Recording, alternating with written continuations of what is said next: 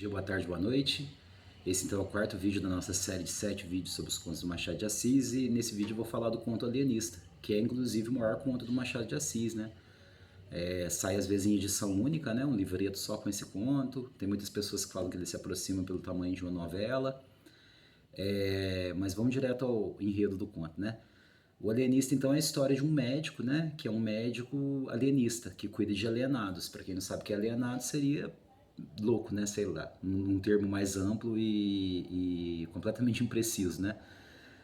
O alienista seria aquele que cuida de pessoas que têm problemas psiquiátricos, né? Seria um psiquiatra hoje, um psicólogo, alguma coisa dessa ordem, né? E essa é a história do Simão Bacamarte, que é o médico mais famoso de Portugal, Espanha e do Brasil, o mais importante de todos. E ele decide voltar para o Brasil, né? Tá na Europa, decide voltar para o Brasil e vai para Itaguaí, que é uma cidade perto do Rio de Janeiro, né? Uma cidade no interior. E a primeira coisa que ele faz indo para Itaguaí é arrumar uma esposa, né? Que é a Dona Evarista.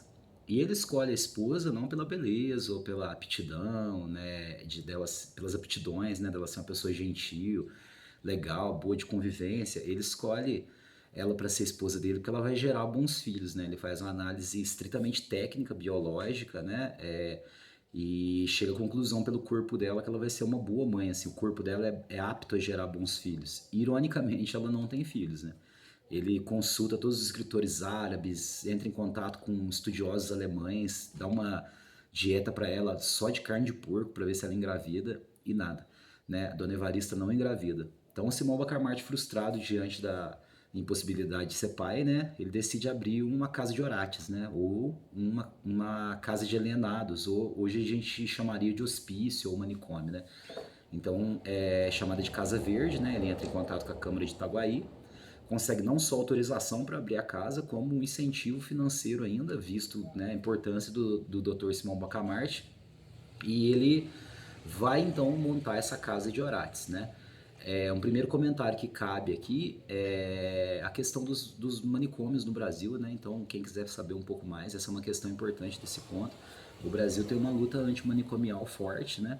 Quem quiser saber mais sobre a história dos manicômios, sobretudo do manicômio, né, de Barbacena, que se tornou o maior exemplo do Brasil de como essas instituições elas eram complexas e fadadas ao fracasso, né, expondo os seus internos a situações completamente desumanas, né. Quem quiser saber mais, tem uma jornalista que fez um levantamento sobre o manicômio de Barbacena e escreveu o Holocausto Brasileiro, que virou documentário também, então vocês podem procurar, que é uma história atual bem tenebrosa, sobre como que a gente trata pessoas que têm algum tipo de problema psiquiátrico. Enfim, ele vai então para montar, né, essa casa de orates, né, que é esse hospício que chama Casa Verde, e começa a levar as pessoas para lá, né. Então, a princípio, ele vai levando algumas pessoas, aqueles doidos mais comuns que toda cidade tem, que anda gritando pela rua e tal.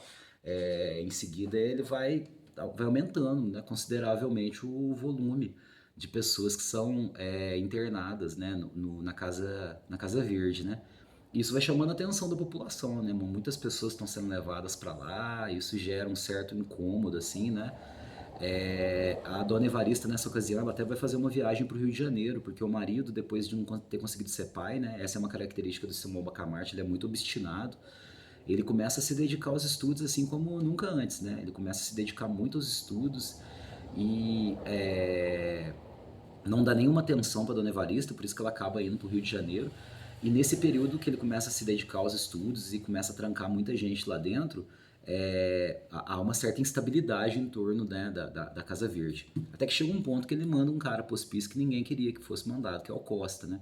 O Costa é um cara lá de Itaguaí que recebeu uma herança muito grande, ele tem bastante dinheiro e ele empresta dinheiro para todo mundo sem cobrar juros. E o Simão Bacamarte acha que isso é uma espécie de psicopatia, sei lá, uma espécie de desvio, né? E leva para casa de Orates o Costa, né? E é a partir disso, né, o Barbeiro, que é o Porfírio, ele tem alguns interesses políticos e ele levanta uma...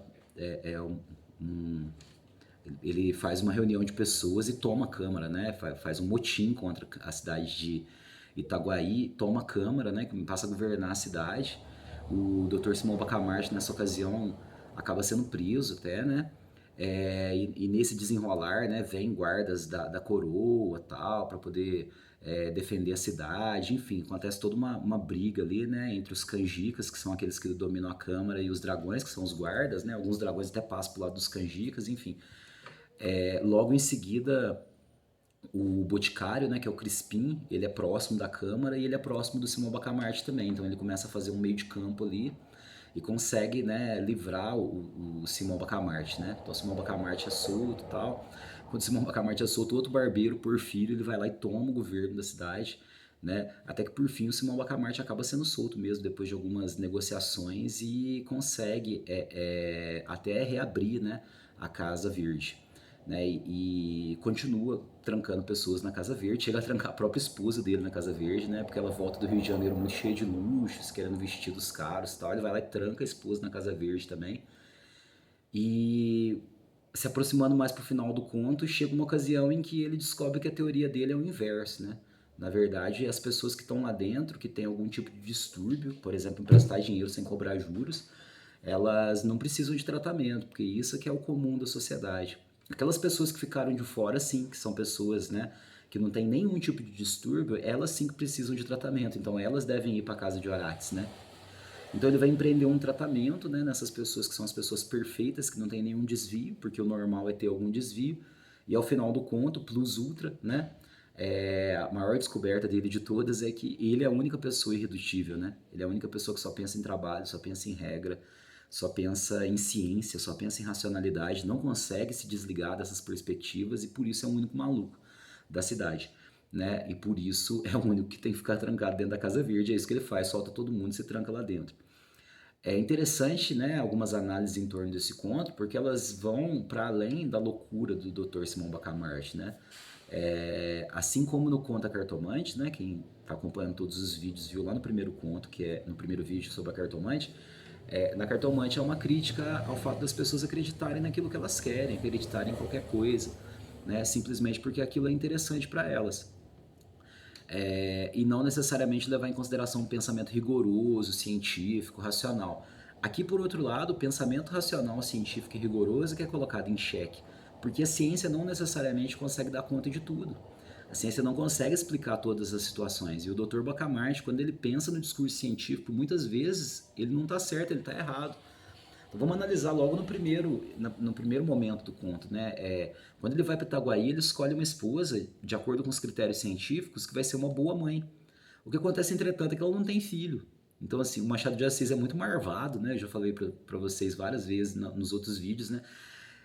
E nas minhas aulas eu também sempre falo isso. O Machado de Assis tem a capacidade incrível de colocar algumas pistas ao longo dos contos que a gente acaba não percebendo, porque a gente fica tão ansioso para descobrir o que vai acontecer, né? Ele cria um enredo que acaba criando muita curiosidade em torno do que vai acontecer com os personagens, que a gente acaba esquecendo desses detalhes, né? E é um detalhe super importante. O critério científico do Dr. Simão Bacamarte é falho, né?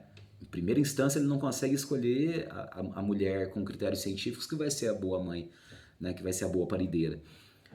E de fato, todos os critérios científicos dele, eles estão fadados ao fracasso, né? Tanto que ele muda de teoria no meio do caminho, né? Então, a ciência também não dá conta de tudo, de todos os discursos, né?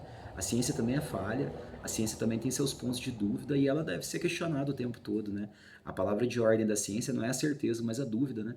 É a dúvida de sempre reinventar suas possibilidades e sempre buscar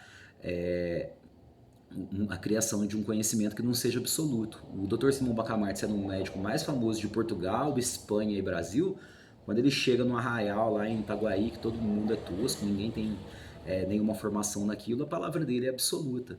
Mas não necessariamente as palavras da ciência são absolutas, basta a gente ver o que a ciência já criou. Né? Por exemplo, a teoria eugenista da Segunda Guerra Mundial é uma teoria de base científica que entende que os arianos são superiores, né? A ciência criou a bomba atômica e muito mais outras coisas que, na verdade, talvez atrapalharam a nossa vida e complicaram mais do que ajudaram. Então esse é o Conto Alienista, espero que vocês tenham gostado e vou continuar nos próximos contos. Né? Valeu!